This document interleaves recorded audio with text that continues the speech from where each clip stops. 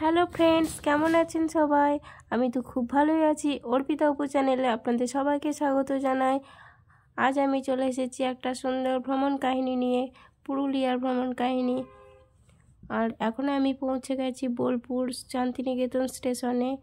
তাহলে চলো কিভাবে আমরা পুরুলিয়া সবটা শেয়ার করলাম আপনাদের সাথে, কিভাবে যাচ্ছি সেটা দেখতে থাকুন।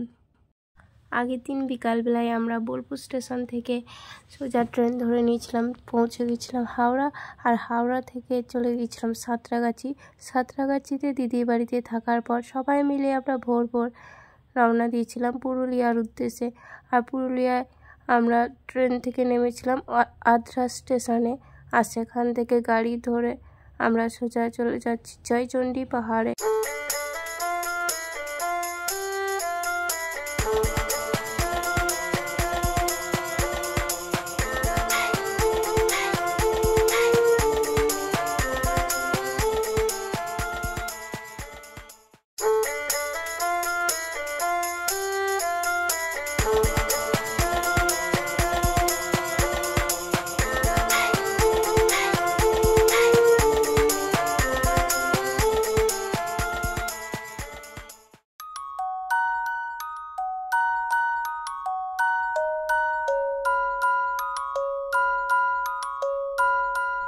সামনে যে সাইনবোর্ডগুলো দেখা যাচ্ছে এগুলি হচ্ছে রিসর্টের, এখানে যে রিসর্ট আছে সেই সাইনবোর্ড।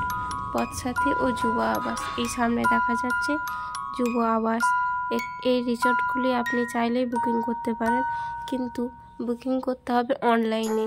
কিভাবে বুকিং করতে হবে আর কত টাকা লাগবে সেটা এর পরের ভিডিওতে জানিয়ে দেবো।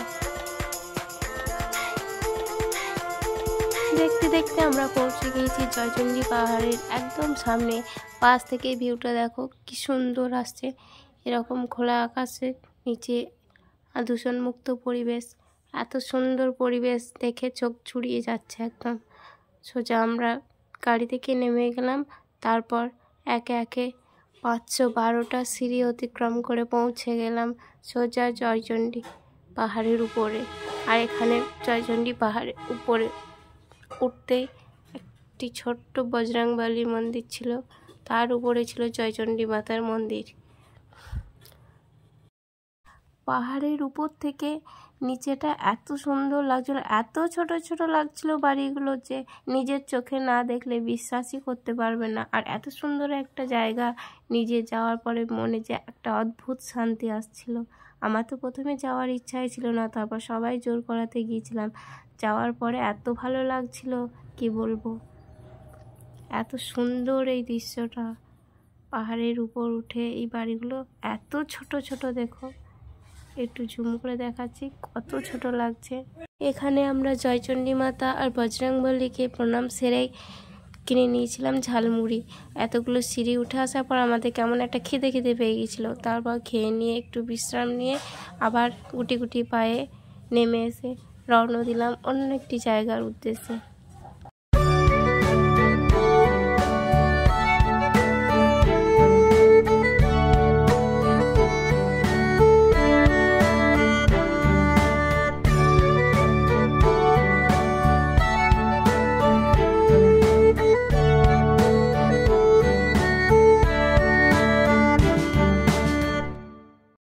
পুরুলিয়া জেলাটি পুরোটাই পাহাড়।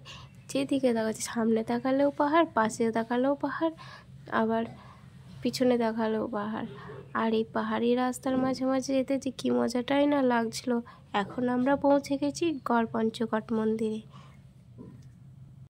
এই মন্দিরটি বহুবার আক্রমণের ফলে এখন প্রায় ভগ্নপ্রায় অবস্থায় দাঁড়িয়ে আছে। আর এইদিকে এটা তো তবু একটু ঠিক আছে, ওই ধারে পিছনে যে মন্দিরটা আছে এটা দেখো পুরোটাই ভেঙে গেছে, কিছুটা বাকি আছে। এর পিছনেও আর একটি মন্দির আছে, ওই দিকটা অনেকটা নোংরা ছিল তো তাই কেউ যেতে চাইছিল না। আর এই মন্দিরগুলোর ভিতরে কেউ প্রবেশ করেনি, আমরা উপর থেকে বাইরে থেকে দেখলাম। আর ওই ধারটা পুরো চূড়াগুলো একদম ভেঙে গিয়েছে, একটুখানি আছে সামনে একটু।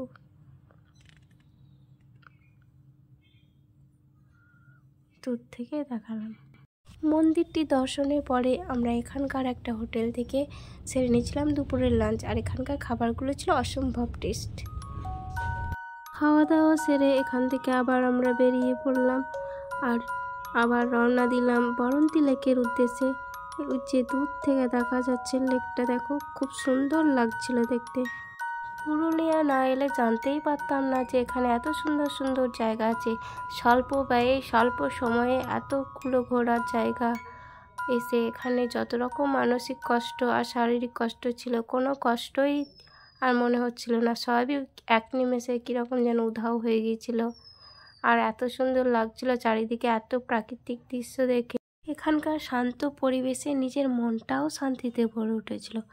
দূর থেকে লেকটা এত সুন্দর দেখাচ্ছিল যে এই দৃশ্য সবাই ক্যামেরাবন্দি করতেই ব্যস্ত। দিদি ভাই কাকু কাকিমা সব। লেকের পাশেই আছে রিসর্ট, আর এই রিসর্টগুলিতে থেকে আপনি উপভোগ করতে পারেন দৃশ্যগুলি, কিন্তু বুকিং করতে হয় প্রায় 1 মাস আগে থেকে অনলাইন। এখন আমরা চলে যাচ্ছি অযোধ্যা পাহাড়ের উদ্দেশ্যে। আর সেখানেই আছে আমাদের ইউথ হোস্টেল, আর সেখানেই আমরা রাতটা থাকব। এতটা রাস্তা যাওয়ার পর সবার মনটাই কেমন চা চা করছিল, সেই কারণে আমরা খেয়ে নিয়েছিলাম চা। এরপর সেখান থেকে আমরা রওনা দিলাম অযোধ্যা পাহাড়ের উদ্দেশ্যে। আর রাতের মধ্যে যে এত সুন্দর নিরিবিলি পরিবেশে ফাঁকা রাস্তায় যেতে যে এত সুন্দর লাগছিল, অসম্ভব সুন্দর লাগছিল এই রাস্তাটি। এই পাহাড়ি রাস্তার পাশে কোনো জনবসতি নেই, আছে শুধু জঙ্গল আর পাহাড় চারিদিকে। পাহাড় কেটে কেটে এখানে রাস্তা তৈরি হয়েছে। আর এই রাস্তা উপভোগ করতে করতে আমরা সোজা পৌঁছে গেলাম পাহাড়ি আদিবাসীদের একটা ছোট্ট অনুষ্ঠানে।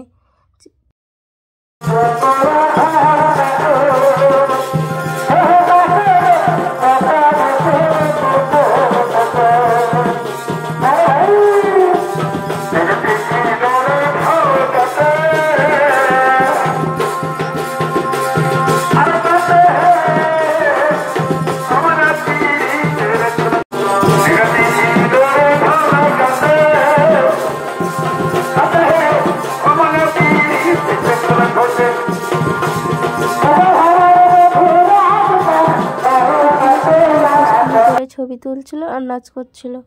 এই হচ্ছে আমাদের ইউথ হোস্টেল। এখানে আমরা রাতটুকু থাকার পর পরদিন সকালে আবার বেরিয়ে পড়েছিলাম। দেখা হচ্ছে পরের ভিডিওতে। সবাই ভালো থাকবেন, সুস্থ থাকবেন, বাই।